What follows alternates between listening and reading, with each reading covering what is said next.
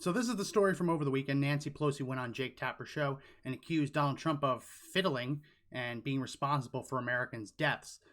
Pretty egregious statement. Just when I think that Nancy Pelosi can't dig any lower, she figures out a way to find a shovel and dig a little deeper. So I wanted to play that clip of Nancy Pelosi, which is probably one of the most egregious things I've ever heard a politician say during a crisis like this. I want to play it, and then I want to go back in time, and I want to play the clips of what Nancy Pelosi and Democrats were doing back in late January and compare that to what Donald Trump was doing, because it really is night and day. And if we're going to be honest, the ones who were fiddling, the ones who were playing games, were the Democrats, not the Republicans. But before I do that, make sure that you hit the subscribe button, make sure you hit the bell for notifications, and leave a thumbs up on the video. It really helps us a lot. So let's jump right now to Nancy Pelosi over the weekend. Speaker Pelosi, thank you so much for joining us. I hope you are well and safe. I know your home district of San Francisco has been particularly hard hit. President Trump is considering relaxing federal guidelines for coronavirus for some of the less affected parts of the country. Do you think he should? Well, first of all, let me just say how sad it is that even since the president's signing of the bill, the number of deaths reported has doubled from 1,000 to 2,000 in our country. This is such a very, very sad time for us. So we should be taking every precaution. What the president, his denial at the beginning was deadly. His delaying of getting equipment to where it continues, his delay in getting equipment to where it's needed is deadly. And now I think the best thing would be to do is to prevent more loss of life rather than open things up so that, because we just don't know. We have to have testing, testing, testing. That's what we said from the start before we can evaluate what the nature of it is in some of these other regions as well. I don't know what the purpose of that is. I don't know what the scientists are saying to him. I don't know what the scientists said to him. When did the president know about this? And what did he know? What did he know and when did he know it? That's for an after-action review. But as the president fiddles, people are dying, and we just have to take every precaution. All right, I'm going to cut it right there. So that is Nancy Pelosi saying that it's Trump's fault. He was fiddling, whatever that means. She's trying to paint the picture that the Democrats are the ones who are on the ball and that Trump and the Republicans are the ones wasting time, hiding things from the American people. She says, what did the president know? When did he know it? That's a classic impeachment line. That was the classic question from Nixon's impeachment. And the only reason people actually use that phrase nowadays is to basically suggest that someone needs to be impeached because of their actions. So it's pretty disgusting what Nancy Pelosi said. But I wanted to go to this because she says that Trump was fiddling and that Democrats were the ones on the ball. I want to play this clip. It's just a couple of quick clips of what Democrats were doing on January 30th and January 31st. Because if you remember, that was right when the big impeachment votes were coming down in the Senate. So let's watch this and see whether the Democrats were focused on the Chinese coronavirus when they claimed they were. Well, not getting to that. We're in the Senate. We did our job. We had a strong case for impeachment of the President of the United States. No matter what the senators have the courage or not to do, he will be impeached forever.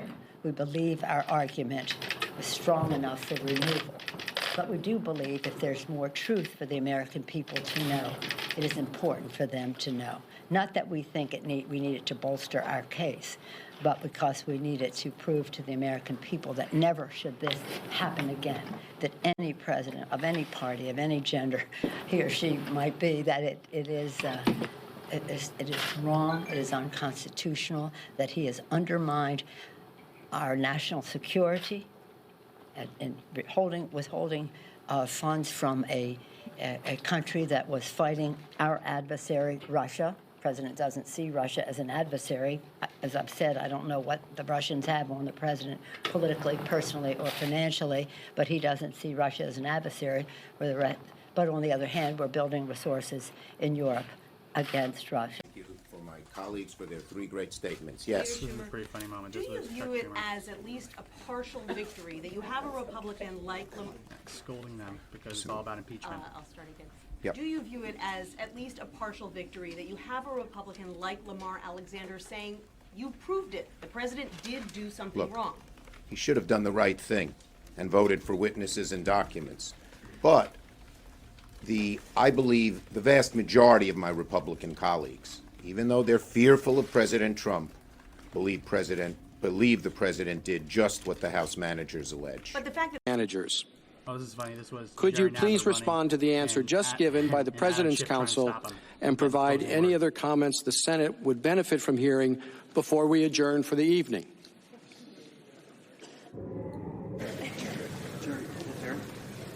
Mr. Chief Justice, members of the Senate. Yes, so that's what was happening. You see Nancy Pelosi having a press conference saying that Trump is leaving our democracy at risk for Russia. You had Chuck Schumer basically saying that the case has been made, Trump needs to be impeached. And you had Adam Schiff and Jerry Nadler having some weird little Chariots of Fire remake, trying to run and get the final word in, because on the 31st was when the House managers rested their case. So that was what Democrats were worried about. That's what Democrats were focusing on. That's all they really cared about at the end of January. Now I want to jump to a press conference from Secretary Azar. And this was at the same time. I want to just show the difference, because you had Democrats trying to remove the president from office. And on the other side, you had the president taking decisive action to protect the American people. Let's watch. Today, President Trump took decisive action to minimize the risk of the spread of novel coronavirus in the United States. Since taking office, President Trump has been clear. His top priority is the safety of the American people. In addition to the steps that the doctors have outlined, we continue to operationalize a multi-layered, cross-agency public health response. Following the World Health Organization's decision to declare the 2019 novel coronavirus a public health emergency of international concern, I have today declared that the coronavirus presents a public health emergency in the United States. The actions we have taken and continue to take complement the work of China and the World Health Organization to contain the outbreak within China.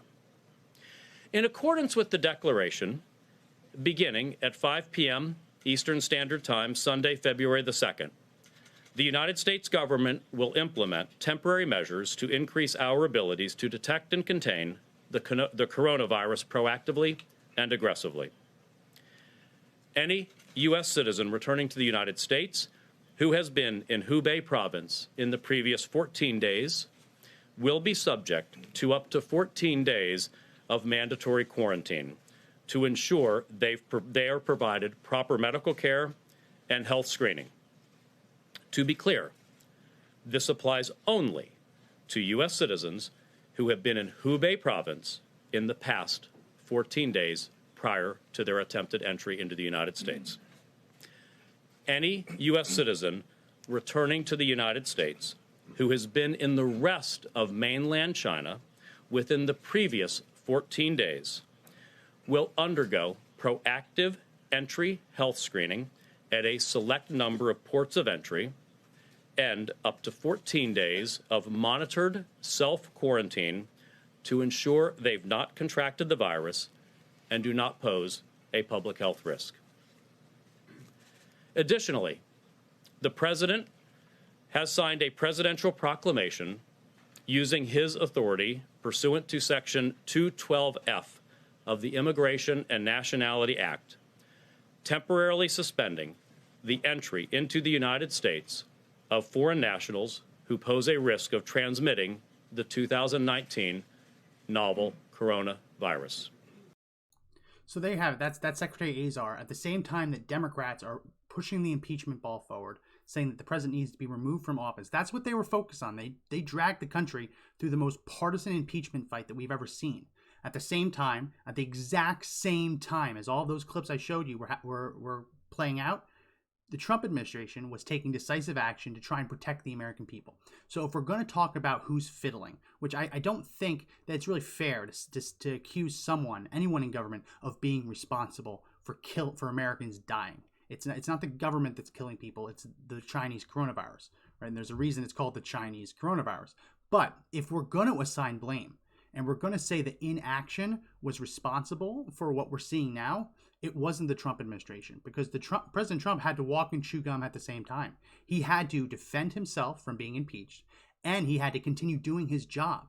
Whereas the Democrats were ignoring the Chinese coronavirus and were instead trying to remove the president from office. That's what they thought was the most serious threat facing the country. So Nancy Pelosi's comments are pretty egregious. They're pretty disgusting.